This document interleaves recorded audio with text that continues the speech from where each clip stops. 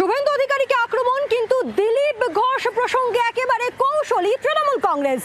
বিভাজনের রাজনীতি করে বিজেপি, এর বাইরে কিছু বোঝে না। শুভেন্দু অধিকারীকে আক্রমণ শানালেও দিলীপ প্রসঙ্গে একেবারে কৌশলী তৃণমূল কংগ্রেসের তাবড় তাবড় নেতা মন্ত্রীরা, পার্থ ভৌমিক থেকে শুরু করে ব্রাত্য বসুরা। সম্ভাবনা রাজনীতিতে দিলীপকে নিয়ে উঠছে প্রশ্ন, উগ্র হিন্দুত্বের নামে রাজনীতিকে দূষিত শুভেন্দুর। বিজেপি বিভাজনের রাজনীতি ছাড়ার কিছুই বোঝে না। শুভেন্দু অধিকারীকে লাগাতার আক্রমণ তৃণমূল নেতাদের। দিলীপ প্রসঙ্গে কার্যত কৌশলী পার্থ ভৌমিক, ব্রাত্য বসু।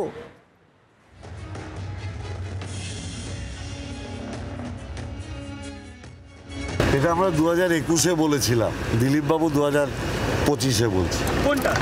এই যে বোঝা, আমরা যেগুলো তাড়িয়ে দিয়েছি নর্দমার জল, সেগুলো বিজেপি থেকে। বিজেপির হাতে বিভাজন ছাড়া অন্য কোনো রাজনীতি নেই। বোঝে না, বিভাজনের রাজনীতি করেছে। এই বিভাজনের রাজনীতি বিজেপি দীর্ঘদিন ধরে চালিয়ে আসছে। সেটা আপনারা যদি বলেন 1925 সাল থেকে চলছে। 51 সালে সেটা রাজনৈতিক অভিমুখ হয়। 80 সালে সেটা আবার একটা বিজেপির যখন জন্ম হয় তখন তার অন্য একটা চেহারা হয়।